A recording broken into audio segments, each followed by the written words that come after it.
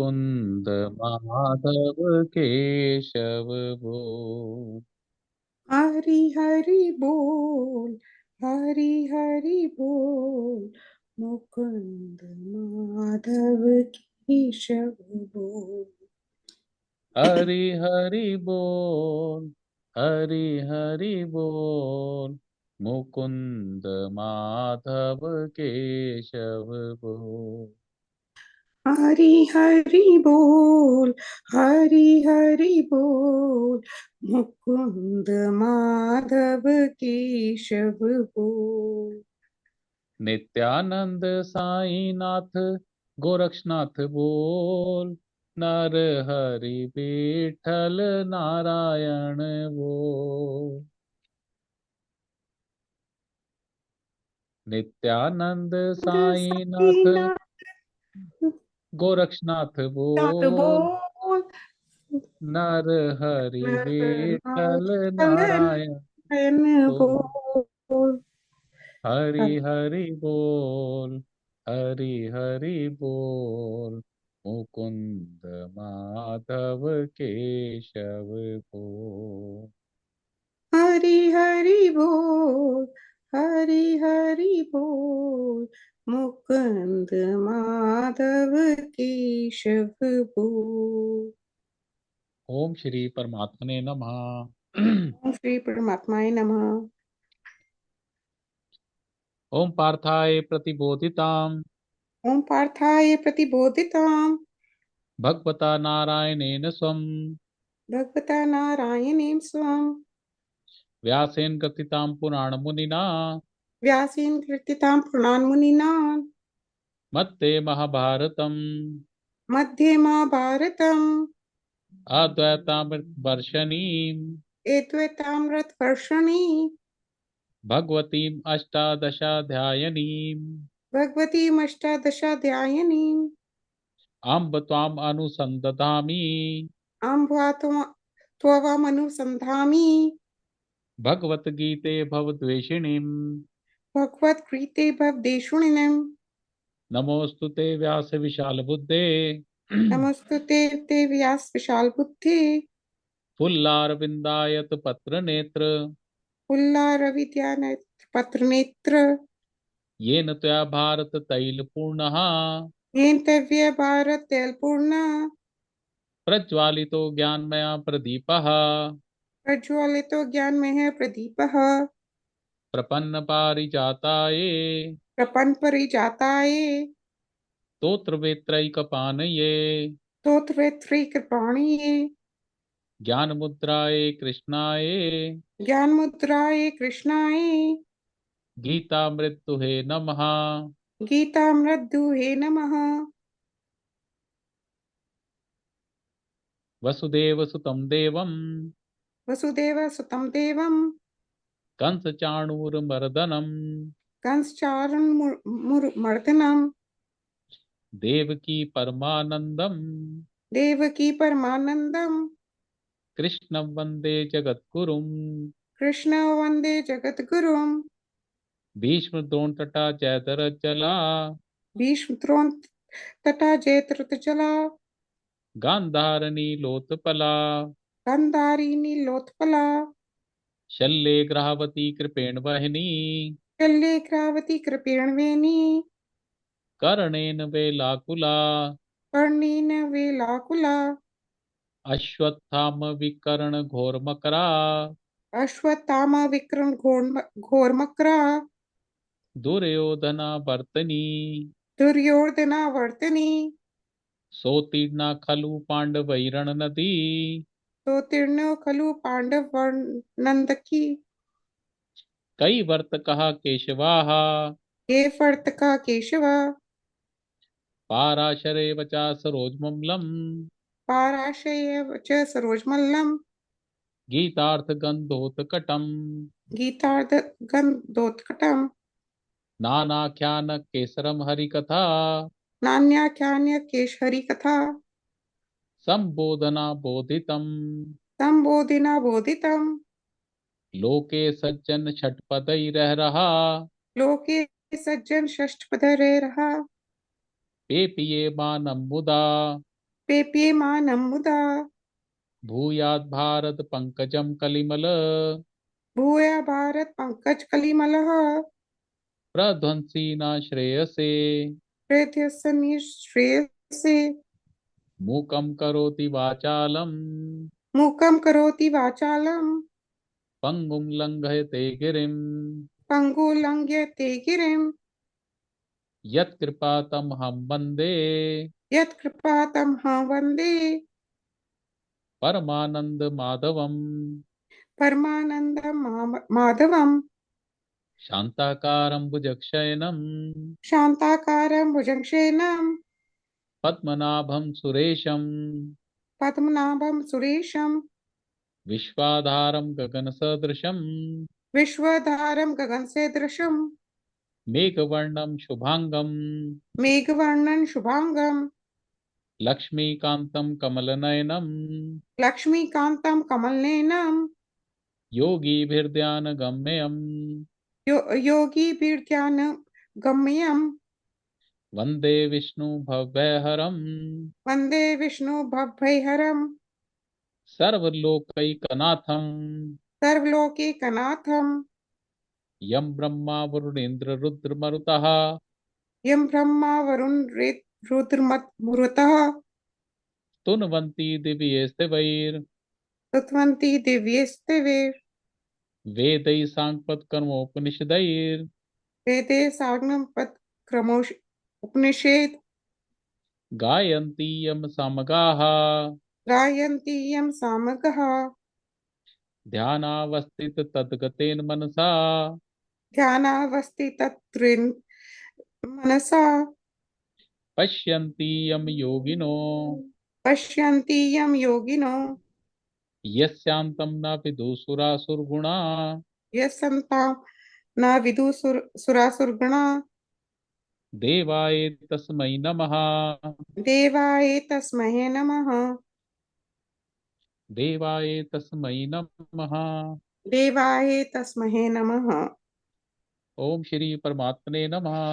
ओम श्री परमात्माय नमः। तो हमारा 18वां अध्याय चल रहा था। तो इसमें शुरुआत में अर्जुन ने प्रश्न पूछा कि त्याग और संन्यास में क्या फर्क होता है। तो भगवान ने कहा कि जो भी गृहस्थ कर्म जो होते हैं, हमारे जितने भी गृहस्थ कार्य होते हैं, उनका जो हम न्यास करते हैं तो उसे संन्यास कहा जाता है। और जब हम सभी कर्मों के फलों का त्याग कर देते हैं उसे त्याग कहा जाता है। और फिर भगवान ने ये कहा कि भाई बड़े सारे मत हैं ऋषियों के अलग अलग। कोई कहता है जी कर्म प्रणाली ही दोषपूर्ण है तो इसलिए कर्म करना ही नहीं चाहिए। और कुछ लोग कहते हैं जी ये 3 कर्म करने चाहिए, यज्ञ तप और यज्ञ दान और तप के। तो फिर उसके बाद भगवान अपना मत देते हैं। तो भगवान के हिसाब से आप कुछ करो या ना करो, लेकिन यज्ञ दान और तप ये 3 कर्म तो करने ही चाहिए। क्यों? क्योंकि इनसे आप धीरे धीरे पवित्र होते हैं। फिर उसके बाद उन्होंने ये भी कहा कि भाई ये तो 3 करने ही हैं, लेकिन इसके अलावा जो भी आपके नियत कर्म है वर्ण अनुसार, वैश्य हैं तो वैश्य के कर्म, ब्राह्मण है तो ब्राह्मण के कर्म, जो भी नियत कर्म है ये भी सब कर्म करने हैं, लेकिन फल को त्याग करके और आसक्ति को त्याग कर, मतलब कर्म करते हुए मोह में नहीं पड़ना। ये मेरा बेटा है तो मैं इसे ज्यादा खाना खिलाऊंगी, ये मेरे भाई का बेटा है तो मैं इसे कम खाना खिलाऊंगी। तो नियत कर्म करने हैं आसक्ति को त्याग करके और फल को त्याग करके। फिर भगवान ने ये कहा भी ये जो त्याग है ये 3 तरह का है। सबसे पहला है तामसी त्याग। भाई नियत कर्म है हमारा, लेकिन मूर्खतावश या अज्ञानवश हम वो कर्म नहीं करते, तो वो जो कर्म का त्याग किया वो तामसी त्याग है। दूसरा है राजसी त्याग। राजसी त्याग है कि भाई हमने शरीर के कष्ट को देखते हुए अपना नियत कर्म नहीं किया, तो वो राजसी त्याग कहा जाए। फिर उसके बाद सात्विक त्याग है सात्विक त्याग है कि भाई नियत कर्म है, मुझे करना ही है, और मैंने उसमें कर्म फल का त्याग किया और अपनी आसक्ति का त्याग किया, तो इसे कहा गया सात्विक त्याग। उसके बाद जो सात्विक त्यागी है, 10वें श्लोक में भगवान ने ये कहा कि वो लोगों की नजरों में कोई बड़ा ही नीच कर्म है। तो जो सात्विक त्यागी है उसे उस नियत कर्म को करने में कोई द्वेष या कोई कष्ट नहीं होता। कुछ ऐसे कर्म हैं जो कि हम करने में बड़ा गर्व महसूस करते हैं। ऐसे कर्म भी अगर सात्विक त्यागी को मिले तो उन्हें करने में उसे कोई बहुत ज्यादा प्रसन्नता नहीं होती, वो समभाव से रहता है। क्यों ऐसा होता है? त्यागी सत्य समाविष्टो मेधावी छिन्न संशया, क्योंकि वो हमेशा, जो सात्विक त्यागी है वो ज्ञान के अंदर परिपूर्ण रहता है, और ज्ञान आपको समभाव सिखाता है। और जब आपको ज्ञान आ जाता है तो आपके सारे संशय खत्म हो जाते हैं।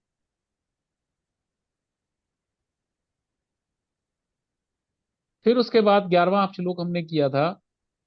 फिर भगवान ने एक बात और कही।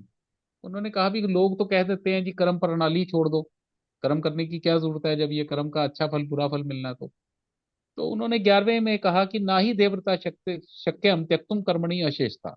जितने भी शरीरधारी लोग हैं, ये कर्म तो इन्हें करने ही पड़ते हैं। कर्म तो होता ही है, उसे कोई छोड़ नहीं सकता। अशेषता मीन्स पूर्ण रूप से आप कर्म कभी भी नहीं छोड़ सकते, कुछ ना कुछ कर्म तो करना ही पड़ेगा। यस्तु कर्म फल त्यागी सत्यागी इति विहिते। लेकिन जिसने कर्म फल का त्याग कर दिया वो ही त्यागी माना जाता। अभी पीछे एक संत मिले मुझे, तो ऐसे बात हो रही थी, तो मैंने उससे यही प्रश्न पूछा। मैंने कहा जी गीता में भी अकर्म बताया, अभी कर्म का अकर्म कैसे किया जाए? तो अकर्म भाई जिसका ना फल ना निकले, कर्म भी करें उसका फल भी ना बने। तो एक तो ये है भी सारे कर्म जो भी करो वो भगवान को अर्पण कर दो। और दूसरा ये है कि आसक्ति का कर्म फल का त्याग करो तो वो भी कर्म अकर्म बन जाता है। मैंने कहा लेकिन ये प्रैक्टिकली होता नहीं है। तो उसने एक बड़ी अच्छी बात की। उसने कहा भी जो भी कर्म आप अपने हित के लिए करते हो, अपनी भलाई के लिए करते हो, या सकाम कर्म है, वो तो फल देगा ही देगा, अच्छा बुरा। लेकिन जो कर्म हम दूसरे की खुशी के लिए करते हैं वो कर्म अकर्म बन जाता है। आप कर्म भगवान को अर्पण नहीं कर सकते, रहने दो।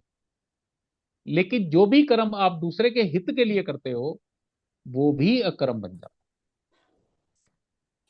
अकर्म इन द सेंस कि भी वो फल या वो नहीं देगा। लेकिन उसका फायदा क्या होगा? मैंने कहा जी फिर उसका फायदा क्या होगा वैसे?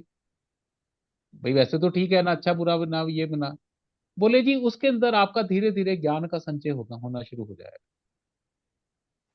तो वो जो अपरोक्ष ज्ञान है, अहम ब्रह्मास्मि, आप उसकी तरफ अग्रसर होना शुरू हो जाए। और देखो रामचरितमानस में भी एक बड़ी सुंदर चौपाई आती है कि धर्म क्या है। धर्म की डेफिनेशन दी तुलसीदास जी ने, परहित सरस धर्म नहीं भाई। दूसरे का हित करना यही धर्म है। और पर पीड़ा सम नहीं अधमाई। दूसरे को पीड़ा पहुंचाना यही सबसे बड़ा धर्म है। मुझे बड़ी अच्छी लगती है धर्म की सिंपल डेफिनेशन। चाहे वो हिंदू है, मुस्लिम है, ईसाई है, कोई भी धर्म है, अगर आप दूसरे का हित कर रहे हैं तो ये धर्म है। अगर आपके कोई भी कार्य दूसरे को पीड़ा पहुंचा रहे हैं तो वही अधर्म। बड़ी सुंदर है ये डेफिनेशन। पर हित सरस धर्म नहीं भाई, पर पीड़ा सब नहीं अधमा। एक हमारे गुरुजी पीछे वेबिनार ले रहे थे, यही जूम मीटिंग, बड़ी अच्छी उन्होंने बात की।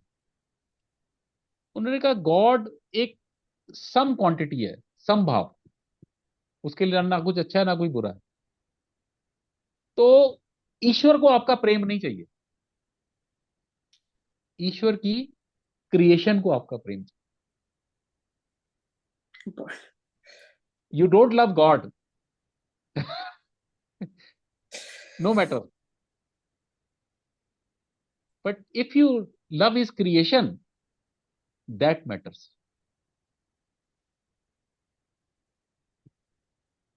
भगवान कहता ही नहीं मुझसे प्यार करो, लेकिन वो ये एक्सपेक्ट करता है कि उसकी क्रिएशन से प्यार करो। तो बड़ी सुंदर सुंदर बातें हैं। बहुत डीप मीनिंग है। बड़ी सुंदर बातें हैं। तो ये लास्ट उन्होंने बोला, मैंने फिर लिख लिया इसको। God hmm. Doesn't need your love, his creations need your. और तुलसीदास जी ने भी रामचरितमानस यही खत्म करी, सिया राम मैं सब जग जानी, कि सारे संसार को मैं सीताराम का ही स्वरूप देखता हूँ, करूं प्रणाम जोरी जुग पानी, और सबको मैं हाथ जोड़कर प्रणाम करता हूं। खत्म बात। God but doesn't need again, your. अच्छा। हाँ, मैं लिख गॉड रही हूँ। Doesn't need your love, hmm. His creations need your love. मैंने लिख लिया ये। बड़ी सुंदर कोट है। चलो, अब आज 11 हमने कर लिए थे, 12वें से लेते हैं। अनिष्टम इष्टम मिश्रम चा, अनिष्टम मिष्टम मिश्र च त्रिविधम कर्मण फलम, त्रिविधम कर्मणा फलम भक्ते अत्यागी नाम प्रेते, भव्यत्यागिनां प्रेत्य ना तू सन्यासिनम क्वचित। ना तो संन्यासित स्नातक कवच। बाप रे, हम्म, बहुत टंग ट्विस्टिंग है। कोई बात नहीं। अनिष्टम इष्टम मिश्रम चा, त्रिविधम कर्मण फलम। तो भगवान इसमें ये कह रहे हैं कि कर्म के 3 तरह के फल मिलते हैं आपको। एक तो आपकी इच्छा के अनुसार, एक आप नहीं चाहते लेकिन वो फल मिल जाता है आपको, और तीसरा मिश्रित फल। ये 3 तरह के फल होते हैं कर्म के। जब भी हम कर्म करते हैं, या तो अच्छा फल मिलेगा, या बुरा फल मिलेगा, या मिश्रित मिलेगा, अच्छा भी और बुरा भी। भक्ते अत्यागी नाम प्रेते, जो अत्यागी है, जो सात्विक त्यागी नहीं है, प्रेते, प्रेते होता है मरने के बाद। तो मरने के बाद उसे 3 तरह के, अपने जो भी उसने जीवन में कर्म किए हैं उसके 3 तरह के फल मिलते हैं, अच्छे फल, बुरे फल और मिश्रित फल। ना तो सन्यासी नाम क्वचित, लेकिन जो सात्विक त्यागी है उसको अपने किसी कर्म का फल नहीं मिलता। सात्विक त्यागी कौन था? ये कर्म करना ही है, नियत कर्म मुझे, और ना उससे वो द्वेष करता है, ना उसमें बड़ा हर्षित होता है। आसक्ति और फल की त्याग करके जब वो कर्म करता है तो वो सात्विक त्यागी है। और वो सात्विक त्यागी जो है उसको ये किसी तरह का फल नहीं मिलता, ना उसे इच्छित फल मिलता है, ना अनिच्छित फल मिलता है, ना मिश्रित फल मिलता है। लेकिन जो आदमी नॉर्मल कर्म कर रहा है, उस कर्म के 3 तरह के फल बताए गए। तो इसके एग्जाम्पल आते हैं। 6 अध्याय में था, अभी कुछ लोग स्वर्ग के लिए प्रार्थना करते हैं, यज्ञ करते हैं, हवन करते हैं। वो श्लोक था, त्रय विद्या सोमपा पूत पापा यज्ञैरिष्ट्वा प्रार्थयन्ते। हवन करके 3 विद्याओं को जानने वाले, क्योंकि पहले मैंने बताया ना वेद 3 थे, चौथा वेद तो बाद में आया। तीनों वेदों को जानने वाले, क्योंकि वेदों में से ही हवन निकलता है। तो हवन कर करके यज्ञैरिष्ट्वा स्वर्गतिम प्रार्थयन्ते, वो स्वर्ग की प्रार्थना करते हैं। फिर होता क्या है? ते पुण्यम सदे सुरेंद्र लोकम अश्नंति दिव्यान देवी देवभोगान। और उसके फलस्वरूप उन्हें फिर वो इंद्रलोक मिलता है, स्वर्ग मिलता है, जहां पे वो अच्छे अच्छे दिव्य भोगों को भोगते हैं। लेकिन उसके बाद ते तम भुक्त्वा स्वर्गलोकम विशालम, फिर वो स्वर्गलोक को भोग करके अच्छी अच्छी सारी अपना भोग योनि में देवता बन के क्षीणे पुण्य, और फिर उनके पुण्य क्षीण हो जाते हैं, मरते लोकम विशंति, दोबारा से इस संसार के अंदर जन्म लेते हैं। एवं तय धर्मम अनुप्रपन्ना गतागतम काम कामा लभंते। तो इस तरह से जो स्वर्ग की इच्छा से जो ये ऐसे यज्ञ करते हैं, हवन करते हैं, वो संसार में गतागतम आने आते जाते रहते हैं। भाई बड़े अच्छे कर्म किए तो आपको इच्छित फल मिला, आपने इच्छा की मैं स्वर्ग जाऊं, तो आप स्वर्ग चले गए। फिर हम्म। वहां बड़े सारे आपने वो स्वर्ग लोक के अंदर वो देवताओं वाले भोग भोगे, और जब आपके पुण्य क्षीण हो गए फिर वापिस आ गए। फिर मनुष्य बन गए। तो इस तरह से वो आते जाते रहते हैं। अच्छे कर्म किए स्वर्ग लोग, पुण्य खत्म, वापिस पृथ्वी। तो ये तो हो गया इच्छित फल। फिर होता है कई दफा भी कर्म आपने किया, आपने तो अच्छे से किया, लेकिन उसमें कोई कमी रह गई या कहीं कोई भाव गलत आ गया, तो उसका आपको अनिष्टम, अनिष्टम मीन्स जो आपका इच्छित नहीं है ऐसा फल मिलेगा। इसमें भी एक कथा आती है, एक हमारे राजा हुए हैं नृग, राजा नृग। तो उसके बारे में बड़ा मशहूर था कि वो ना गायें बड़ी दान करता था। रोज मतलब वो हजारों लाखों गाने गायें दान कर देता था। तो थोड़ा अहंकार भी आ गया। एक बार क्या हुआ, उसने जैसे एक ब्राह्मण को मान लो कुछ गायें दी, तो वो गलती से गायें ना कहीं से वापिस आ गई कुछ दिन बाद। अब वो उसे पता नहीं लगा, उसने क्या करा, वो हार्ड सा था, उसमें फिर से गायें एक दूसरे ब्राह्मण को दे दी। अब वो जब ब्राह्मण लेके जा रहा था तो पहले ब्राह्मण को लगा कि भाई मेरी गायें एक कम है, तो वो ढूंढने लगा, नहीं मिली। इतने में उसने दूसरे ब्राह्मण को देखा तो पता लगा वो गायें उसके पास है। तो वो आपस में लड़ने लग गए कि ये गाय मेरी है। उसने कहा जी नहीं दी, ये तो मेरे को राजा ने दी है। वो कहे मुझे भी राजा ने दी है। तो ऐसे जब विवाद बढ़ता गया तो ये लोग राजा के पास गए, तो कुछ ऐसी बात हुई, राजा ना गुस्सा खा गया, तो उसने इन्हें डांट वाट के भगा दिया। अब हुआ क्या कि उस कर्म की वजह से, हालांकि वो तो दान कर्म ही कर रहा था, अच्छा कर्म ही कर रहा था, उसे अगले जन्म में गिरगिट बनना पड़ा। और इसमें तो उसका फॉल्ट ही नहीं था क्योंकि गाय तो उधर। नहीं, ब्राह्मण को ना वो माना गया, भगवान का स्वरूप माना गया। तो उसने अहंकार वश ना ब्राह्मणों की इज्जत नहीं की। भाई थोड़ा बहुत समझाने की कोशिश की, उसके बाद उसने डांट उठ के भगा दिया, भाग जाए यहाँ से। अहंकार था ना, अहंकार आ गया दान करने का। तो मैं वही कह रहा हूँ ना, भूल वश आप तो अच्छा कर्म करने निकल लगे, लेकिन कोई गलती हो गई तो उसका फिर वो अनिष्ट फल मिलता है। तो राजा नृग का ये एग्जाम्पल है कि उसने अच्छे से सुलझाया नहीं उनका केस, नहीं सुलझाया तो उसको वो बनना गिरगिट। पड़ा। मतलब क्या बना, उसने ब्राह्मणों का जी आपस में निपट लो जो भी है, मैं हम्म इसमें कुछ हम्म नहीं कर हम्म सकता। हालांकि उसने कहा कि भी मैं दूसरी गाय दे देता हूँ, लेकिन वो कई बार ब्राह्मण भी जिद्दी होता है, वो कह रहा नहीं जी मुझे तो वही चाहिए। और उसे कहा कि भी तू दे दे, वो कह रहा मैं नहीं देता, जो मेरे को दान में मिल गई मैं वापस क्यों दूं। तो जो भी था मतलब वो निपटा नहीं पाया। तो फाइनली क्या हुआ कि दोनों ब्राह्मण देवता नाराज हो गए और दोनों ने उसे कुछ श्राप दिया, और फाइनली उसे अगले जन्म में गिरगिट बनना पड़ा। फिर तीसरा उन्होंने कहा कि भाई तीन तरह के फल है ना, तीसरा मिश्रित फल। अब मिश्रित फल कैसे है? तो एक श्वेत राजा हुए हैं किसी जमाने में, तो उन्होंने बड़ी तपस्या करी, इतनी तपस्या करी कि उनको सीधा का सीधा ब्रह्मलोक मिला बनने के बाद। मैंने एक वो बताया ना, ब्रह्मलोक सबसे ऊपर है इस ब्रह्मांड के अंदर। एंड आ ब्रह्म भुवनाल लोक का पुनरावर्तिन, और ब्रह्मलोक तक जाके भी लोग आते जाते रहते हैं। भाई हमारा ये पृथ्वी लोक, ऊपर पितर लोक, जन लोक, महर लोक, स्वर्ग लोक, ये लोक वो लोक करते करते जो सबसे ऊपर वाला लोक है वो ब्रह्म लोक है, जब ब्रह्मा जी रहते हैं। लेकिन अगर आपने मोक्ष पाना है, दोबारा जन्म मृत्यु से वो निकालना है, तो उस ब्रह्म लोक से भी ऊपर वैकुंठ लोक है, वो ब्रह्मांड से बाहर है, वहां जाना पड़ेगा।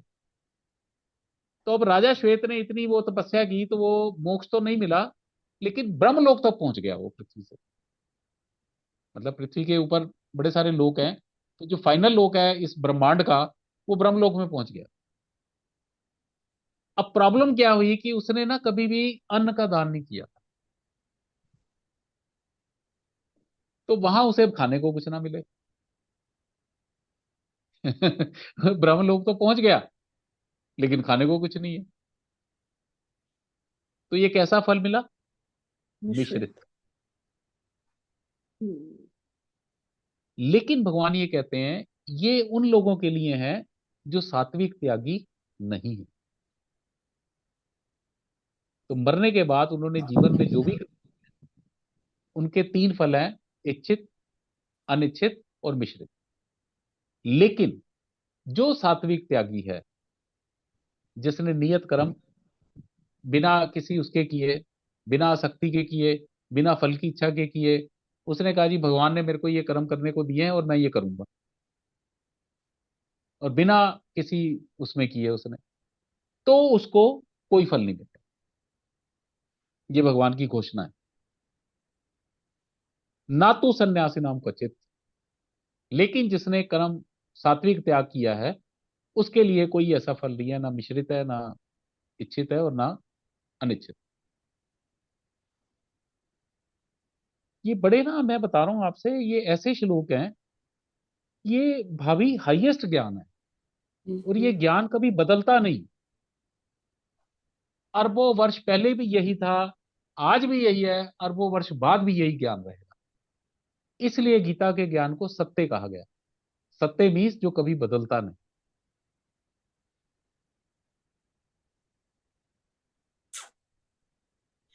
ये आगे बड़ा सुंदर दो श्लोक है। पंचैतानि महाबाहो पंचेतानि महाबाहो कारणानि निबोध में, काराननि निबोध में। सांख्ये कृतान्ते प्रोक्तानि, सांख्ये कृतानि प्रोक्तानि। सिद्धे सर्व कर्मणाम। सिद्धे सर्व कर्मणाम्। हाँ, वेदांत के अनुसार हम जो भी कर्म करते हैं, हर कर्म के पांच कारण। हर कर्म के पांच कारण। पंचैतानी महाबाहो, हे बाहो, पांच ऐसे कारण हैं, निबोध में उन कारणों को जान। वो कारण क्या है? सांख्य कृतांते प्रोक्तानी सिद्धे सर्व कर्म नाम, हर कर्म की सिद्धि का जो मेन कारण है वो पांच है। क्या है वो? अधिष्ठानम तथा कर्ता, अधिष्ठानं तथा कर्ता।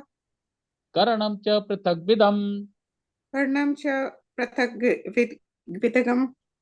विविधाश पृथक चेष्टा, विविध दास्य पृथक् चेष्टा। दैवम चैव अत्र पंचमम। देवं चैव वत्र पंचमम्। भाई जो भी कर्म किया जाता है वो कैसे होता है, उसके क्या कारण है? तो उसके भगवान ने कहा पांच कारण है। सबसे पहला है अधिष्ठान। अधिष्ठान होता है ये शरीर। अधिष्ठान होता है घर। इस आत्मा का घर जो है ये शरीर है। और कर्म के लिए सबसे पहले मनुष्य शरीर ही चाहिए। बिना उसके कर्म नहीं होता। मैं बार बार कहता हूं, हम्म। बाकी सारी भोग योनियां हैं। 84 लाख योनियों में 83,99,000 जो भी हैं बनती हैं, ये सारी भोग योनियां हैं। कर्म योनि केवल एक ही है, मनुष्य योनि। तो जब तक मनुष्य शरीर नहीं मिलेगा आप कर्म कर ही नहीं सकते। बाकी सारी योनियों में जो मनुष्य योनि में आपने कर्म किए उनको आप भोग रहे हो, उनका फल भोग रहे हो, इच्छित अनिश्चित मिश्रित। लेकिन मनुष्य योनि में आप कर्म कर रहे हो। पुराने कर्मों को भी जला रहे हो, नए कर्मों को भी। भाई तप करते हो तो आपके पुराने कर्म कट जाते हैं। मैं नियत कर्म करता हूं और अपने शरीर की कष्ट का परवाह नहीं करता, तो मेरे पुराने जो पूर्व जन्म के कर्म है वो कटने शुरू हो जाते हैं। और अच्छे कर्म करके या अकर्म करके मैं अपने आप को मोक्ष की प्राप्ति का वो बनाता हूं। तो देवता भी इस योनि को तरसते हैं। शास्त्र ये कहता है देवता लोग भी इस चीज को तरसते हैं। और इतना तरसते हैं कि मनुष्य शरीर मिले और भारतवर्ष में मिले। ओ। क्यों? जितनी भागवत, भाई आप बताओ आपके यहाँ कोई भागवत करता है क्या फ्री में? कोई गीता सुनाता है क्या? यहाँ पे भाई साहब लोग हाथ जोड़ते हैं, हमने भागवत कथा करी है, कृपया आए। और उसके साथ आपको लंगर भी दिया जाएगा, आपको खाना भी खिलाया जाएगा, आपको कुछ गिफ्ट भी दिए जाएंगे। आप आए और भागवत सुने। आप आए रामचरितमानस सुने, देवी भागवत सुने। ये सारी चीजें ये सिर्फ हिंदुस्तान में ही है, कहीं नहीं है ऐसा। तो कर्म का पहला कारण है अधिष्ठान, मानव शरीर। ठीक है। सेकंड है अधिष्ठानम तथा कर्ता। दूसरा कारण है कर्ता भाव।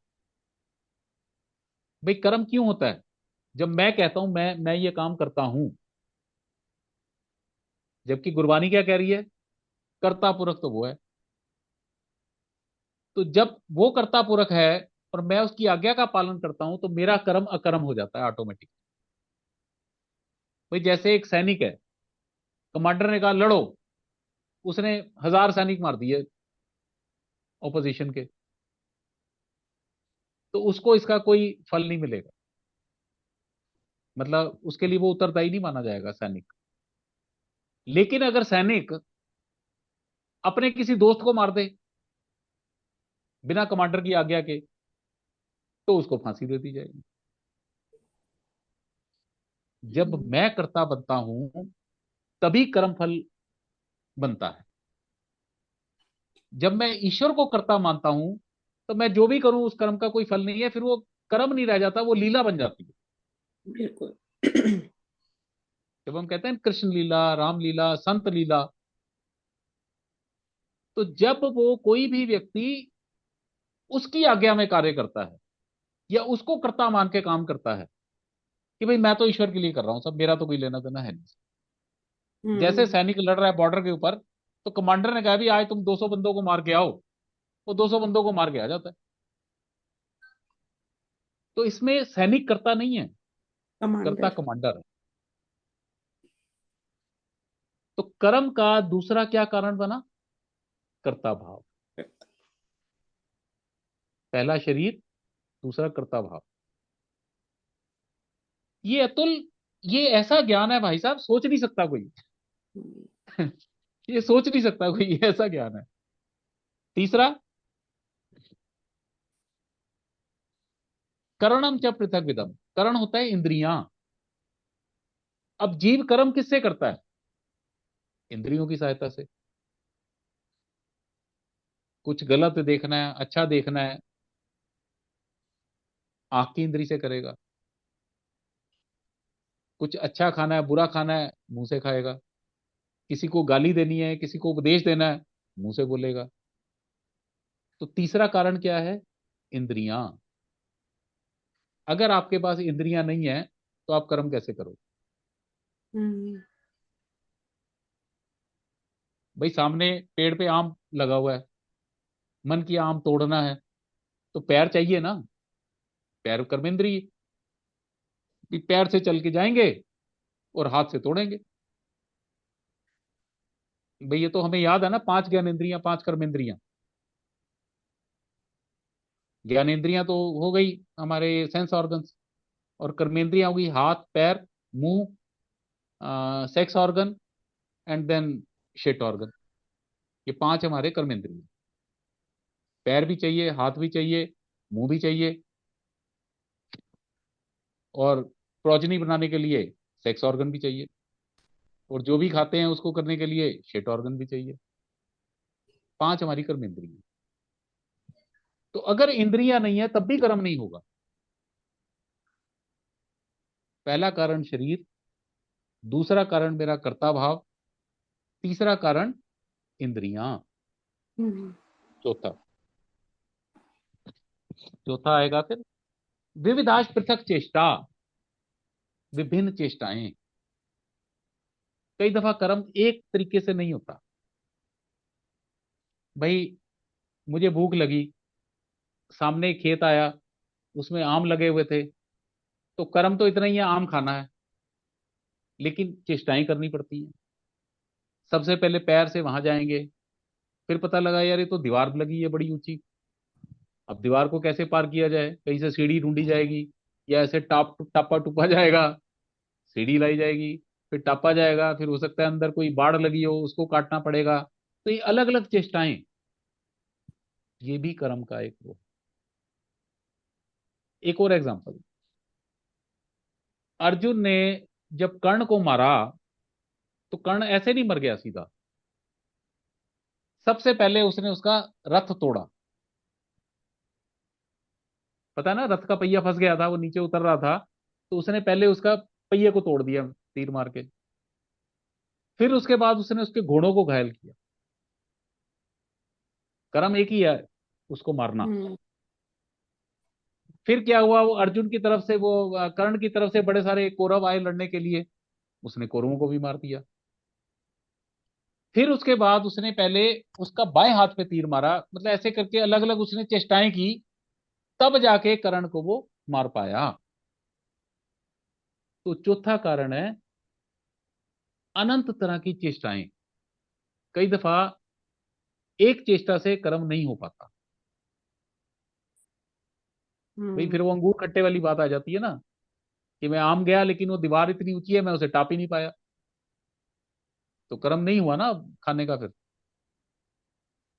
तो अलग अलग तरह की चेष्टाएं, ये भी कर्म का होने का एक कारण है। चार, शरीर, कर्ता भाव, इंद्रियां, और विभिन्न चेष्टाएं। फिर पांचवा, दैवम चैवात्र पंचमम। दैव कहते हैं प्रारब्ध। तो प्रारब्ध तो एक कारण है छोटा सा, क्योंकि प्रारब्ध है, आपके पास शरीर ही नहीं है तो कैसे काम करो, कर्म का होगा कैसे। तो ये गीता का ये भी बहुत बड़ा ज्ञान, कि कर्म करने के पांच कारण हैं। शरीर है, कर्ता भाव है, इंद्रियां हैं, विभिन्न चेष्टाएं, और प्रारब्ध, दैव।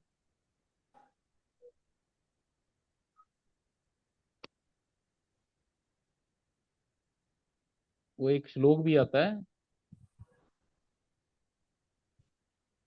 ईश्वरा परमा कृष्णा सच्चिदानंद विग्रह सर्व कारण कारणम। कि जो भी कार्य होते हैं कहीं ना कहीं ईश्वर की जब तक वो उसमें इच्छा नहीं है तब तक कार्य हो नहीं सकता। तो ईश्वर की इच्छा क्या है, ईश्वर तो एक न्याय बन के बैठा हुआ है, न्यायाधीश बन के, ये आपके अच्छे कर्म है बुरे कर्म है, उस हिसाब से उसने प्रारब्ध बना दिया।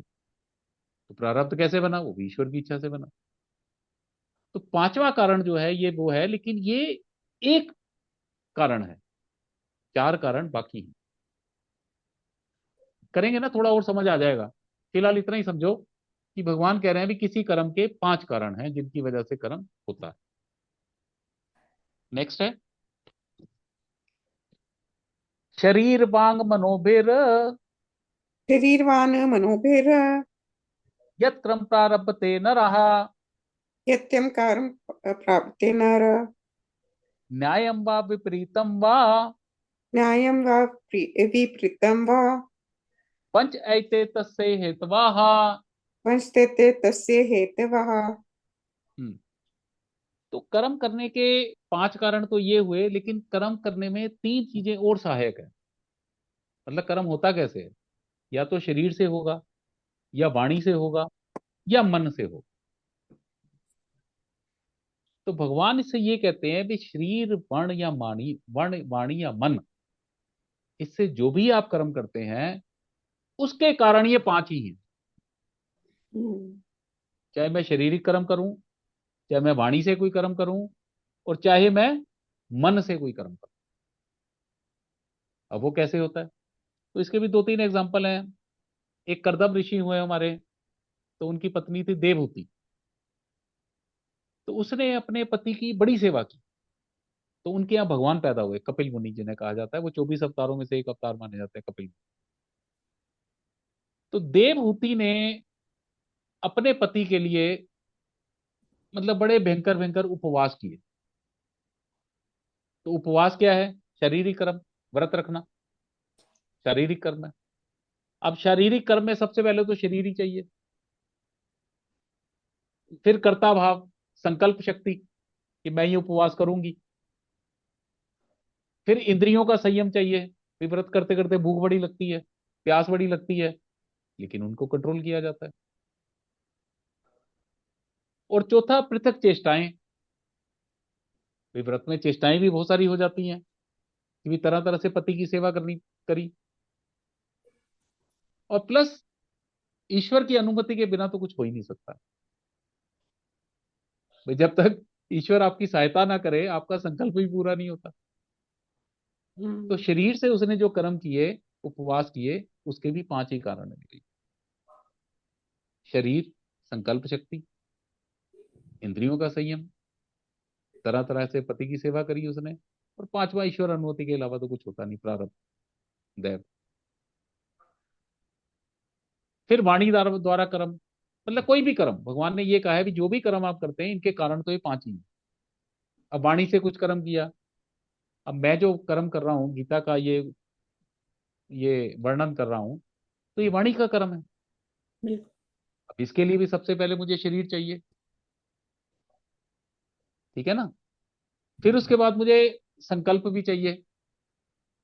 भाई मैं ऐसे तो नहीं गीता पढ़ा सकता ना, मेरे को भी तैयारी करनी पड़ेगी, ये करना पड़ेगा, और संकल्प शक्ति करनी पड़ेगी, कि नहीं तो मैं बता ही नहीं पाऊंगा, सारी तैयारी करनी पड़ेगी।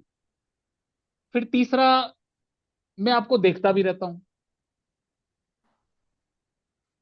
भाई देखता भी रहता हूँ ना, बिना देखे होता नहीं। अब आप सामने अंधेरा आ जाए तो मेरा मन ही नहीं करता, मैं कैसे भी है वो, सिर्फ आप लोग की शक्ल ना आए, अब जैसे आज अतुल की आवाज नहीं आ रही तो मुझे मजा नहीं आ रहा, एक तरह हाँ, से अजीब पूरा। लग रहा है।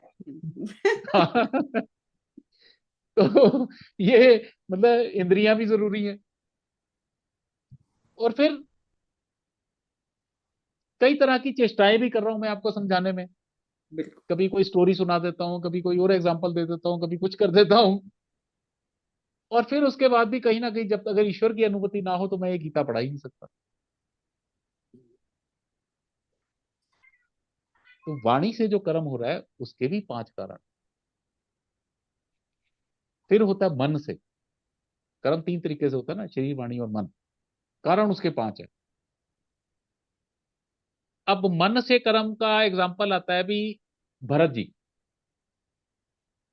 राम भगवान के पास गए, तो उन्होंने कहा चलो भगवान आप संभालो राज्य पाजे, मैंने नहीं ये सब करना, और गलती हो गई मेरी माँ से, और सारा अपना उन्होंने कहा। लेकिन राम भगवान ने कहा नहीं भी, ऐसा भी राज्य तो तुम ही करो, मैं तो वो वचन से बंधा हुआ हूं पिता के, मैं तो 14 वर्ष के बाद ही आऊंगा। तो वो खड़ाऊ लेकर गए, और मन से उन्होंने भाव किया कि भाई राजा तो राम ही है, राजा तो राम ही है। लेकिन वो शरीर से सारा राजधर्म करते रहे, लेकिन मन से भाव क्या है, राजा तो राम ही है। इंद्रियों का संयम करा। कभी अतुल भरत की तू असली स्टोरी सुन लेना, आंसू नहीं रुकते। गड्ढे के अंदर पता नहीं 15 फुट खाई बना के उसमें नीचे सोता था वो, 14 साल। खाता क्या था, गाय को चने खिलाए जाते थे, और फिर उसकी पोटी में से चने निकलते थे, उनको उबाल के खाता था। कुछ ऐसा करके है, मतलब एग्जैक्टली ये खाना खाता था। ये भी मैंने कोई स्वाद नहीं लेना खाने का, सिर्फ जिंदा रहना है। क्यों? क्योंकि मैं राम का सेवक हूं। भरत तपस्या तो भाई साहब कमाल है।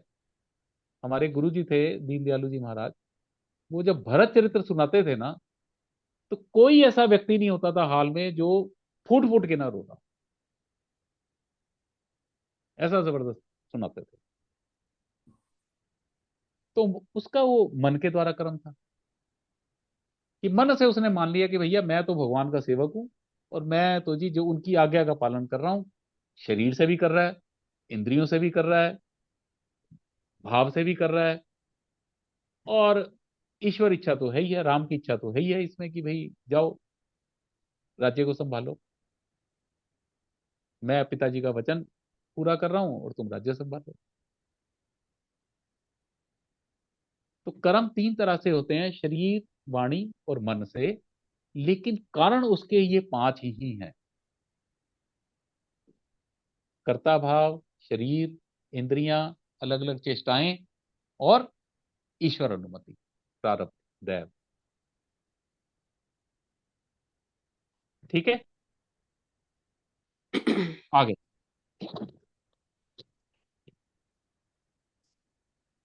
तत्रैवं सति कर्तारम् तत्र सति कर्तामानं आत्मानम् आत्मानं केवलं तु यः आत्मानं केवलं तु यः पश्यति अकृत बुद्धित्वात् पश्यति अकृत बुद्धित्वात् ना सा पश्यति दुर्मति ही। न स पश्यति दुर्मति। हम्म, इसमें भगवान कहते हैं कि मैंने ये बता दिया, तुम्हें क्रक्स बता दिया कि कर्म के कारण क्या हैं, लेकिन फिर भी जो आदमी इन 5 कारणों को ना मानकर अपने आप को कर्ता समझता है, वह निश्चय ही बहुत बुद्धिमान नहीं होता। मैं मीन्स आत्मा, मैं शरीर नहीं, मैं आत्मा। अगर व्यक्ति आत्मा को समझता है भी आत्मा ये सब कार्य कर रही है, क्योंकि आत्मा परमात्मा एक ही है, अगेन अहम ब्रह्मास्मि, इन 5 कारणों को ना मान के वो अपने आप को अगर कर्ता मानता है, तो वो कह रहे हैं जी वो मूर्ख आदमी है।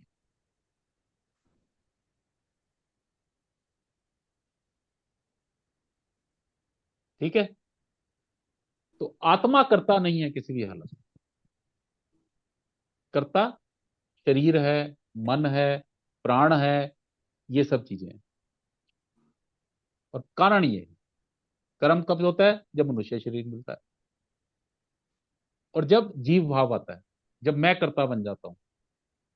मैं ईश्वर, ईश्वर को कोई लेना देना नहीं, ये कार्य तो मैंने करा, ये पढ़ाई मैंने करी, इंजीनियर मैं बना, डॉक्टर मैं बना, मैंने अपनी हम्म, एफर्ट्स लगाई।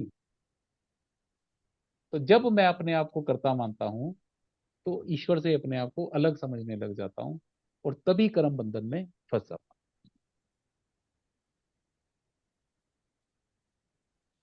तीसरे अध्याय में भी एक श्लोक था, प्रकृते क्रियमाणाई गुणाई कर्माणि सर्वशा।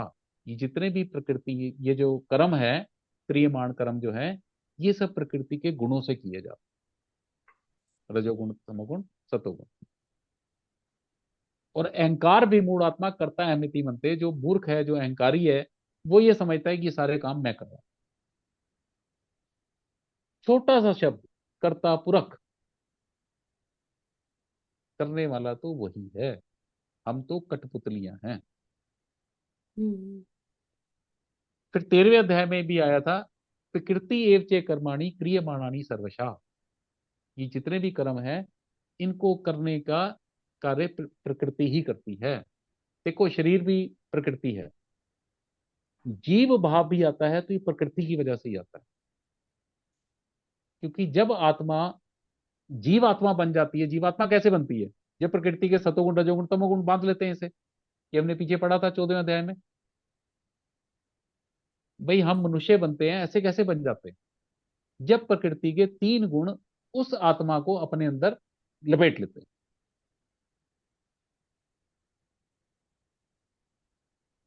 तो प्रकृति एव चे कर्माणि गुणाई कर्माणि सर्वशा। तो जितने भी ये कर्म होते हैं, इनका अल्टीमेट कारण जो है प्रकृति ही है। प्रकृति से ही शरीर बनता है, प्रकृति से ही गुण बनते हैं, प्रकृति से ही सब कुछ होता है। यह पश्यति तथा आत्मानम, यह पश्यति तथा आत्मा आत्मानम अकर्तारम स पश्यति। जो ऐसा देखता है कि सारे कर्म प्रकृति के द्वारा किए जा रहे हैं, और आत्मा कोई कर्म नहीं कर रही, वही सही देखता है। ये 13वें अध्याय का श्लोक। ये थोड़े टफ टॉपिक्स हैं, लेकिन जैसे जैसे करेंगे समझ आने आते जाते हैं। पहली बार में नहीं आते, लेकिन अब जैसे जैसे हम करते जा रहे हैं, धीरे धीरे समझ आते चले जाएंगे, बैठते चले जाएंगे। क्योंकि ये हाईएस्ट ज्ञान है, ये आसान नहीं है इसे एब्जॉर्ब करना। तो कुल मिला के भगवान का इसमें यह है कि आत्मा कोई कार्य नहीं करती, आत्मा तो सत्य चित आनंद है। कि जितना संसार बना, ये जितना वो बना, ये सब आपकी इच्छाओं से बना, आपके प्रकृति के गुणों से बना। आप सतोगुणी थे तो आप महात्मा बन गए, आप रजोगुणी थे तो आप बिजनेसमैन बन गए, इंडस्ट्रियलिस्ट बन गए, आप तमोगुणी थे तो आप अपना सो रहे हो, माँ बाप पे बोझ बने हो, माँ बाप खाना खिला रहे हैं, आप सो रहे हो। तो मतलब कुछ भी। ठीक है, आगे चलते हैं।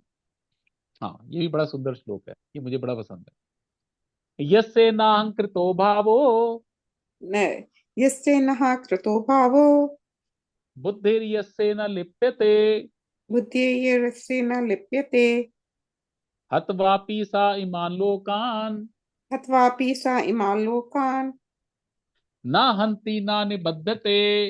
न हन्ति न निबध्यते। हम्म, इस पे भगवान ये कह रहे हैं कि जो व्यक्ति मिथ्या अहंकार से प्रेरित नहीं है, मैं आपको बार बार कहता हूं, हम मैंने आकाश, जब हम थे तो हम आकाश के साथ एक थे, ईश्वर के साथ एक थे। जब हम अहम बन गए, अहम मैंने मैं, तो मैं कर्ता भाव आ गया मेरे को। उससे पहले मेरे में कोई कर्ता भाई, भगवान में भी कर्ता भाव नहीं है। और जब आप में कर्ता भाव नहीं है तो हम ब्रह्मास्मि की स्थिति है। तो वो ये कह रहे हैं कि जो मिथ्या अहंकार से प्रेरित नहीं है कि भाई मैं करता हूं, वो अपने आप को कर्ता मान रहा है, जो भी दुर्वासा की तरह, जो खाना खाता है लेकिन वो ये नहीं कहता कि मैं खाना खा रहा हूं, वो कह रहा है जी मैं ये हवन कर रहा हूं। भगवान मेरे अंदर बैठे हैं, वैश्वानर अग्नि बन के, उन्होंने इच्छा कराई है कि भाई भोजन लाओ, तो मैं उनको भोजन अर्पण कर रहा हूं। मैं नहीं खा रहा, ये ईश्वर ही खा रहे हैं।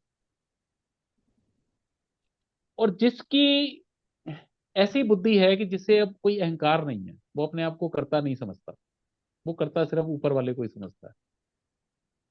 और जिसकी बुद्धि बंधी हुई नहीं है संसार के साथ, हतवापी सा ईमान लोकान, वो इस सारे संसार की हत्या भी करते तो भी उसे कोई दोष नहीं लगता।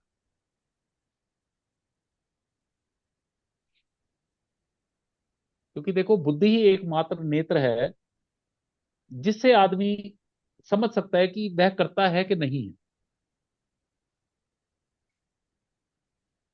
बुद्धि ही ऐसा एक आंख है, चक्षु है, जिससे आप निर्णय करते हो कि मैं ये कर रहा हूं कि मैं ये नहीं कर रहा हूं।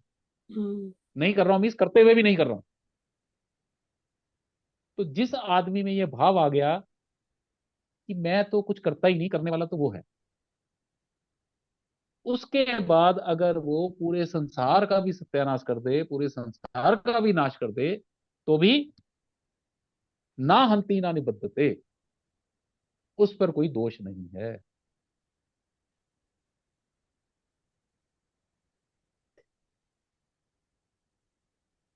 तो अपने आप को कर्ता मानना ही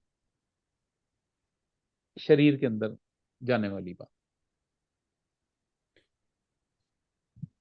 तो मोक्ष प्राप्त करने का एक बहुत बड़ा भगवान ने इसमें वो बताया कि अपने आप को कर्ता मानना छोड़ छो। दो।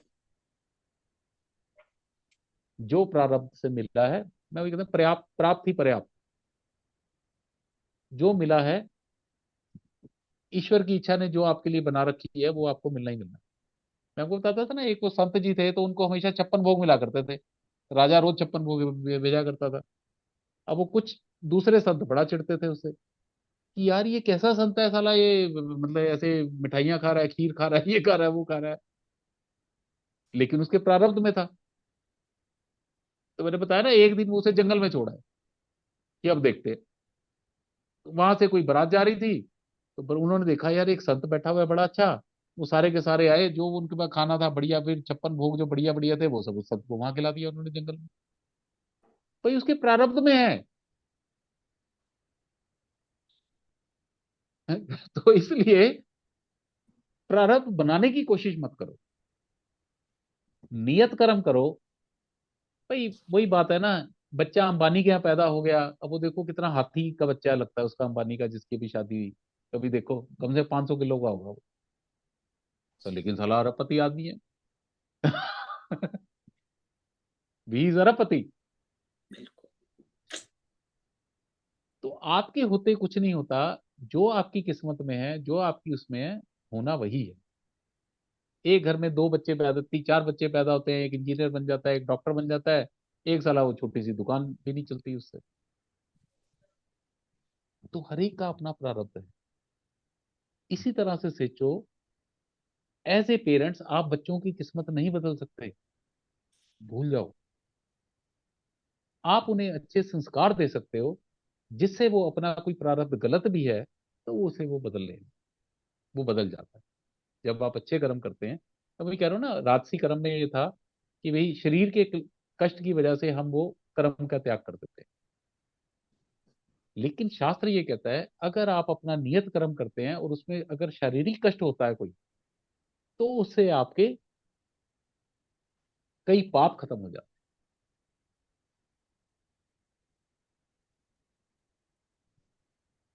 और प्लस धीरे धीरे आपकी कॉन्शियस भी ऊपर बढ़ती है, अच्छे लेवल पे जाती है।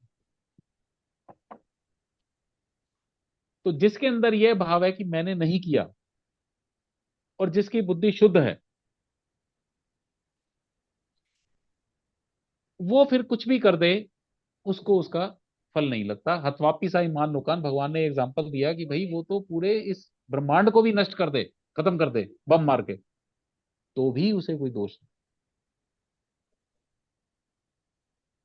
क्योंकि वो ये मान के चलता है कि अगर मैंने ये ब्रह्मांड का नष्ट किया है अपने परमाणु बम से भी, तो भाई ये मैंने नहीं किया, ये देव आ गया है, प्रारब्ध था मेरा, कर्ता करने वाला तो वही है। लेकिन इसमें ये भी नहीं आना चाहिए, वो जैसे वो कहानी मैंने बताई थी ना, एक आदमी से गौ हत्या हो गई, चिराग बड़ा था, तो गौ हत्या का पाप आया उसके पास कि चलो भाई भोगो। वो कह रहे जी मैंने तो करी नहीं। नहीं जी कैसे नहीं करी?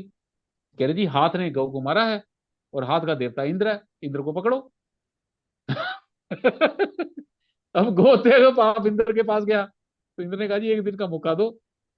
तो वो था माली, तो इंद्र आया, देखा उसने बड़े सुंदर सुंदर पौधे लगे हुए थे, तो उसने उसकी तारीफ करनी शुरू कर दी कि भाई ये माली अगर मिल जाए जिसने ये पौधे लगाए हैं, तो मैं उसका हाथ चूम लूं। वहीं सुन रहा था वो फट आ गया, हाँ जी क्या कहा आपने? उसने कहा जी इतने सुंदर पौधे ये कहाँ से आए?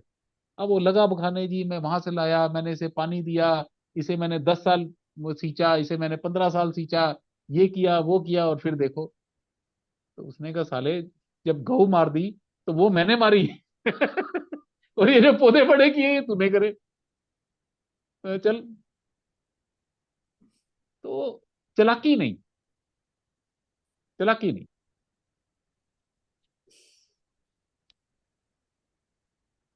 आगे नेक्स्ट है, ज्ञानम ज्ञेयम परिज्ञाता, ज्ञानम ज्ञेयम परिज्ञाता, त्रिविधा कर्म चोदना, त्रिविद्या क्रम चोदना, करणम कर्म करतेति, करणम कर्म कर्तेति, त्रिविधा कर्म संग्रह। त्रिविद्या कर्म संग्रह। इस श्लोक का ना मुझे मीनिंग प्रॉपर समझ नहीं आया आज तक। मैंने कई लोगों से पूछा लेकिन कोई प्रॉपर समझा नहीं पाया। तो बेसिकली कर्म चोदना का मतलब कि भाई प्रेरणा देने वाले, कर्म की प्रेरणा कौन देता है? कारण तो वो है, लेकिन कोई प्रेरणा भी होती होगी ना, पीछे से भी कर्म करना है। तो ज्ञानम ज्ञेयम ज्ञाता, तो जो कुछ लोगों ने बताया, लेकिन मैं अभी सेटिस्फाइड नहीं हूं आंसर से इसके, कि हम जब भी कर्म करते हैं अपने ज्ञान के हिसाब से करते हैं। जितना मैं डेवलप्ड हूं, जितना मेरे में बुद्धि है, मैं उसी हिसाब से कर्म करूंगा। तो प्रेरक कौन हुआ? बुद्धि, मतलब फोर्स जो कर्म कराती है। फिर है गे, गे होता है ईश्वर, ईश्वर को जानना। तो अब संतों ने ये कहा भी मैक्सिमम कर्म जो हम करते हैं वो ईश्वर को जानने के लिए करते हैं, तो वो भी एक प्रेरक है उसको करने का। अब ये चीजें मेरे को एक्चुअली अभी तक क्लैरिटी नहीं आई इसमें कभी। अब वो सुना देते हैं, मैं सुन लेता हूँ, लेकिन वो कई दफा आप ना बहस नहीं कर पाते या वो क्वेश्चन नहीं कर पाते। और तीसरा है ज्ञाता, ज्ञाता मैंने जीवात्मा। भाई जब तक मनुष्य शरीर में नहीं आएगा तो कर्म की प्रेरणा कैसे होगी? भाई देव योनि में तो कर्म होता ही नहीं। तो ये उन्होंने कहा भी ज्ञानम ज्ञेयम ज्ञाता, ये त्रिविधा कर्म चोदना, ये कर्म के प्रेरक है। ज्ञान ज्ञेय और ज्ञाता त्रिपुटी होती है ये। और फिर ये है भी, और तीन चीजें इंद्रिया कर्म तथा कर्ता, ये कर्म के संग्रह हैं, सहारा हैं, कर्म करने के सहारे हैं। तो वो इंद्रियां तो चलो ठीक है, बिना इंद्रियों के कर्म नहीं होता। फिर कर्म है विभिन्न प्रकार की क्रियाएं, और फिर कर्ता जो है वही जीवात्मा स्वयं है। मुझे इस श्लोक का मीनिंग ना प्रॉपर नहीं समझ आया आज तक। मतलब ये थोड़ा गूढ़ मीनिंग है, और वो संत भी नहीं समझा पाया आज तक ढंग से। मतलब वो फिर ऐसे गोल मोल कर देते हैं, हम भी फिर कहते हैं अच्छा जी जो आपने बता दिया। तो हैं ये त्रिपुटियां, एक कर्म की प्रेरणा है, एक कर्म का सहारा है, संग्रह है। बट इसका पता नहीं अब अगले जन्म तक समझ आएगा, इस जन्म में तो बड़ी कोशिश की मैंने, आया नहीं। क्या टाइम हो गया? तो कहो तो लें, क्योंकि अब ये इकट्ठे ही लेने पड़ेंगे, 8-10 श्लोक। तो नेक्स्ट टाइम ले लेंगे फिर। हाँ वैसे ये वैसे बोल देता हूँ। हम्म। ज्ञानम कर्म च कर्ता च ज्ञानम करम च कर्ता च त्रिदैव गुण भेदता त्रिदेव गुण वेदिता प्रोच्यते गुण संख्याने प्रोचिते गुण संख्याने यथा वृष्णु तान अपि। यथा वचु चुर्णु तान्य अपि। ये भगवान कहते हैं ज्ञान, कर्म और कर्ता, ये भी 3 गुणों के हिसाब से इनके भेद है। ज्ञान भी 3 तरह का होता है, सात्विक, राजसिक, तामसिक। कर्म भी 3 तरह का होता है, सात्विक कर्म, राजसिक कर्म, तामसिक कर्म।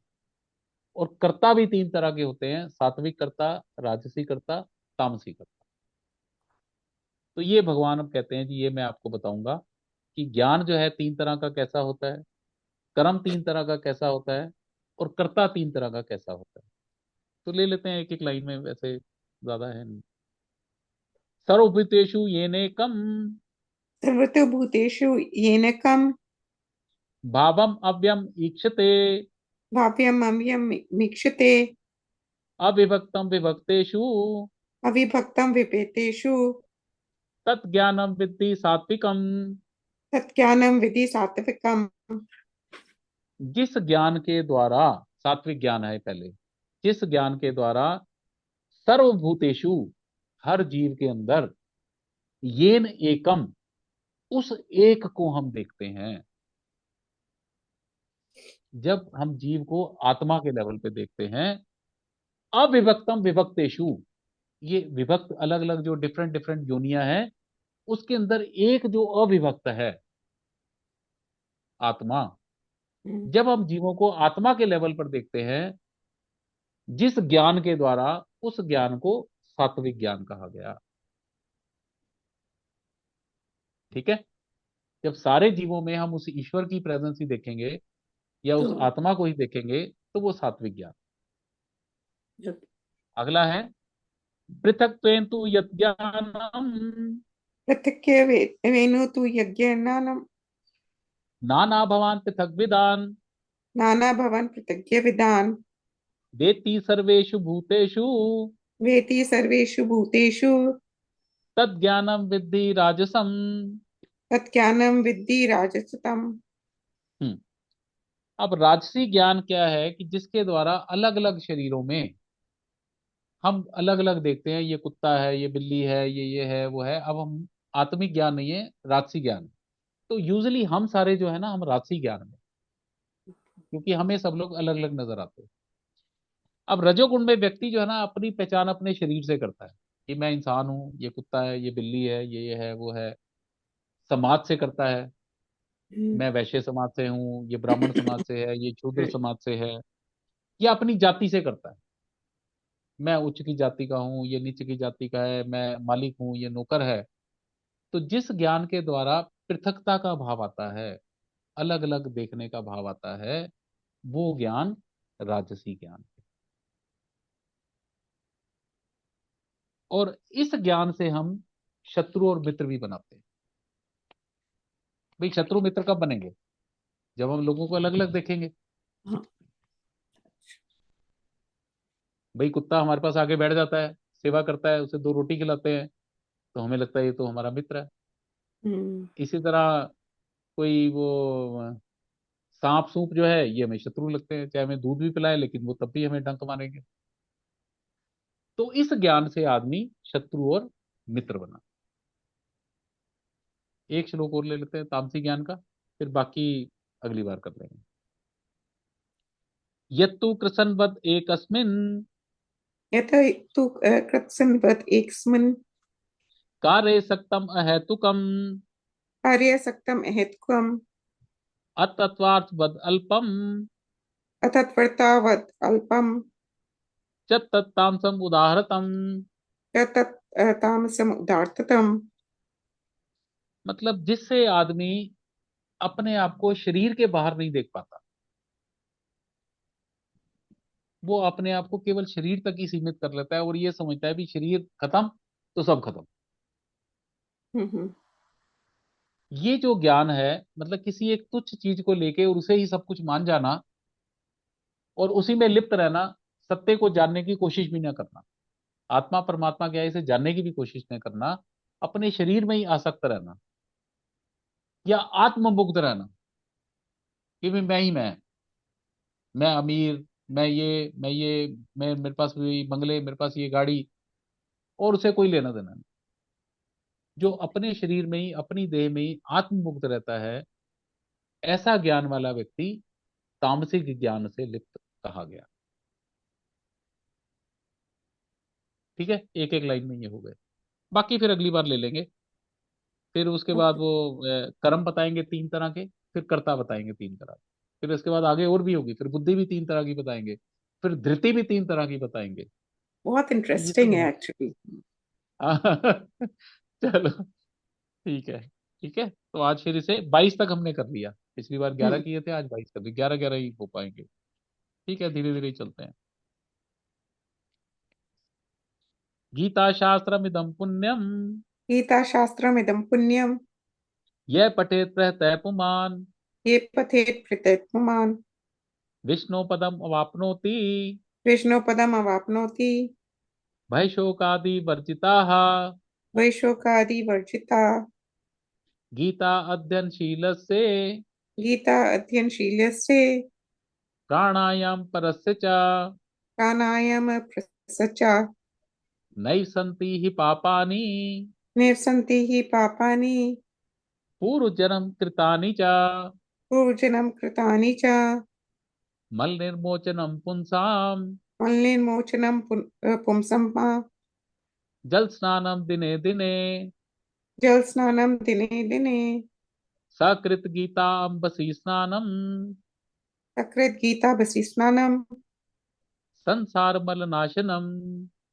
संसारमलनाशनम्। गीता सुगीता कर्तव्या, गीता सुगीता कर्तव्य। किम अन्नै शास्त्र विस्तरै, किमन्ये शास्त्रविस्तरैः। या संपद्वनाभस्य यः सर्वं पदं नाभस्य। मुखपदवात विनिश्रिता, मुखपद्मात् विनिर्सिता। भारत अमृत सर्वस्वम, भारतमृत सर्वस्वं। विष्णोर्वक्त्रात् विनिश्रितम्, विष्णुर्वक्त्रात् विनिसृतम्। गीता गंगोतकं पीत्वा गीता गंगोत्कं पीत्वा। पुनर्जन्म न विद्यते, पुनर्जन्म न विद्यते।